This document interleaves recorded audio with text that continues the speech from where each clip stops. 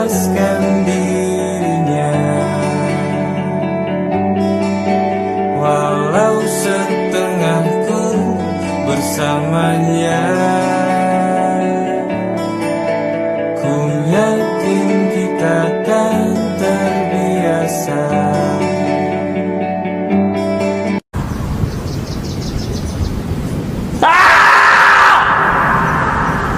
Gading-gading yang tadi bercanda ya. Di sini kami akan membahas tentang kewarganegaraan dan keluargaan yang ditinjau dari perspektif secara historis, antropologis, politis, serta sosiologis. Nah, di sini saya dengan teman-teman saya akan membahas mengenai judul materi kali ini. Nah, mari ditonton ya. Assalamualaikum warahmatullahi wabarakatuh. Perkenalkan, saya Salsabila Zawakar Nisa dari kelompok 7. Di sini saya akan menjelaskan tentang kewarganegaraan dan keluarga negara jika ditinjau dari perspektif historis atau sejarah. Sebelumnya saya akan menjelaskan apa sih kewarganegaraan itu. Kewarganegaraan artinya keanggotaan yang menunjukkan hubungan atau ikatan negara dengan warga negara. Berdasarkan sejarah, kewarganegaraan itu pertama kali muncul di kota-kota kuno. Ini sebagai reaksi ketakutan soal perbudakan. Di Yunani mengembangkan konsep demokratis langsung. Setiap warga negara berperan secara aktif dalam menentukan nasibnya maupun kehidupan masyarakat.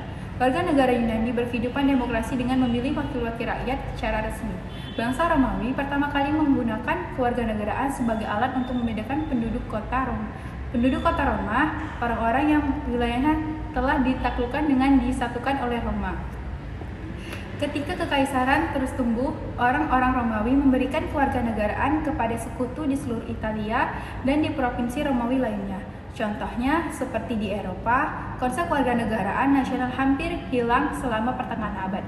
Pada akhir abad pertengahan, kepemilikan kewarganegaraan di berbagai kota di Italia dan Jerman berubah menjadi jaminan kekuatan bagi pedagang dan orang-orang istimewa. Konsep kewarganegaraan modern muncul pada abad ke-18 selama Revolusi Amerika dan Prancis. Adapun jenis-jenis kewarganegaraan yang harus kita ketahui antara lain asas keturunan. Asas keturunan itu adalah seseorang yang ditentukan berdasarkan pada keturunan. Yang kedua, ada asas kedaerahan atau asas kedaerahan adalah kemampuan ditentukan berdasarkan tempat kelahiran. Sekian penjelasan tentang sejarah kewarganegaraan yang saya jelaskan. Selanjutnya akan dijelaskan oleh teman saya. Baik, di sini saya akan melanjutkan materi yang dibahas oleh teman saya.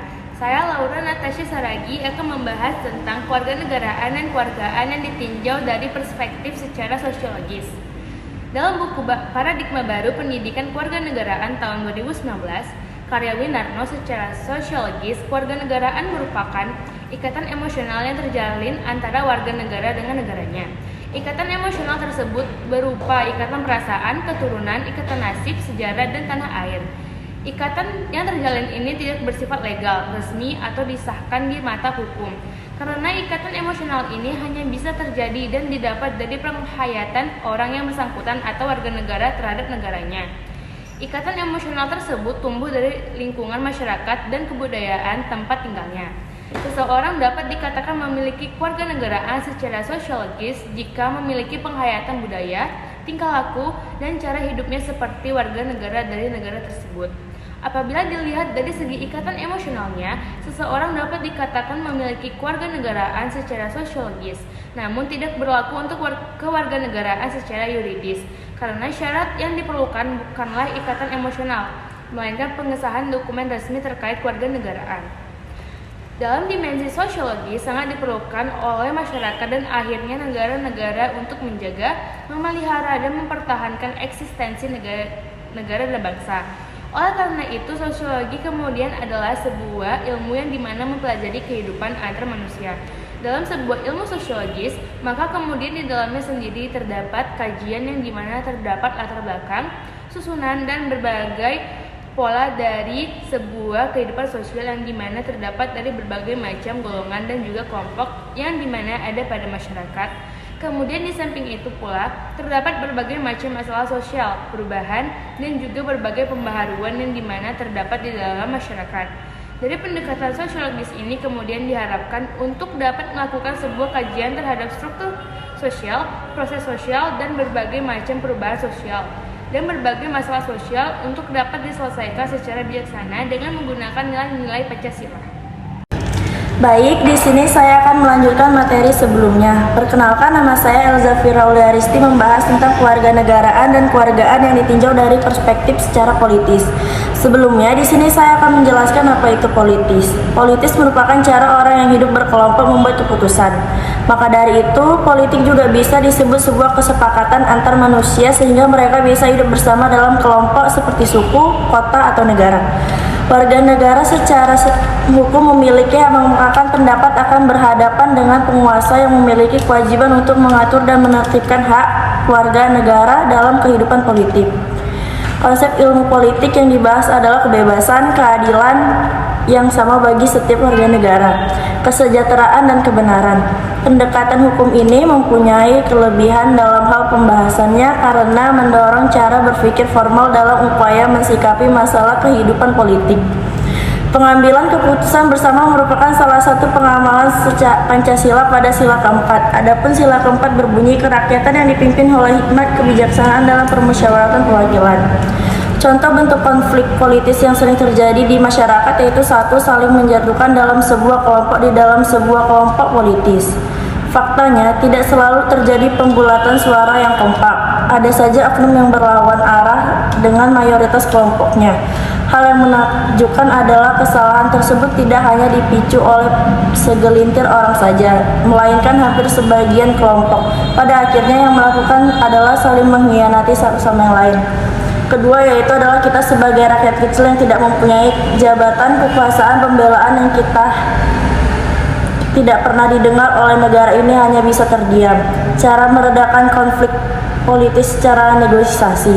Cara pertama adalah cara negosiasi atau bisa disebut penawaran. Tujuannya adalah untuk mencegah kemungkinan apa saja yang bisa terjadi dari konflik yang melanda.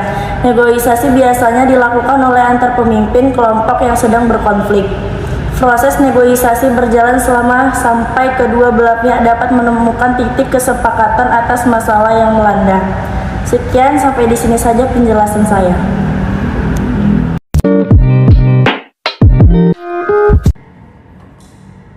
Baik, di sini saya akan melanjutkan materi sebelumnya. Perkenalkan, nama saya Muhammad Taufik Aldiansah yang membahas tentang kewarganegaraan dan kewargaan yang ditinjau dari perspektif secara antropologi.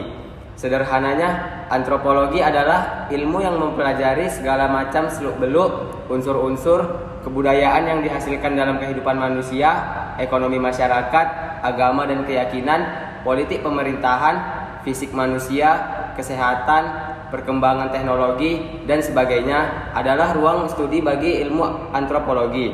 Pada dasarnya, kewarganegaraan berarti kepemilikan politik, dan mempelajari kewarganegaraan berarti mempelajari bagaimana kita hidup dengan orang lain dalam komunitas politik. Karya antropologi bertema kewarganegaraan cenderung membuka versi klasik. Kewarganegaraan sebagai status hukum universal milik warga negara suatu negara. Sebaliknya, ia mengakui sifat keanggotaan politik yang berbeda dan cara kewarganegaraan bertindak sebagai alat pengatur dan pendisiplinan serta mekanisme untuk membuat klaim atas berbagai jenis komunitas politik. Ini mungkin termasuk negara, tetapi mereka tidak terbatas pada itu. Dalam dialog dengan ahli teori politik, antropologi kewarganegaraan berpendapat bahwa konstitusi dari setiap komunitas tertentu membutuhkan banyak pekerjaan dan bahwa keanggotaan yang bermakna itu lebih dari sekedar memiliki hak dan tanggung jawab. Kewarganegaraan mungkin formal atau substantif, penuh atau sebagian, dan selalu dalam konstruksi. Karena warga negara dan bukan warga negara mengklaim inklusi dan partisipasi efektif dalam kehidupan politik. Itu dapat diartikulasikan melalui bahasa hak, tetapi juga dapat dilakukan dan diperebutkan melalui praktik politik sehari-hari atau pemberontakan lainnya. Oleh karena itu, salah satu fokus utama studi etnografis tentang praktik kewarganegaraan adalah bagaimana orang berhubungan dengan negara, memunculkan hubungan antara orang dan birokrasi negara dan antara orang dan hukum. Aspek lain adalah skala di mana komunitas politik yang relevan beroperasi. Karena para antropologi telah menambahkan diskusi tentang kewarganegaraan nasional dengan studi tentang kosmopolitan, transnasional atau kewarganegaraan global dan formasi berbasis kota lokal. Alright.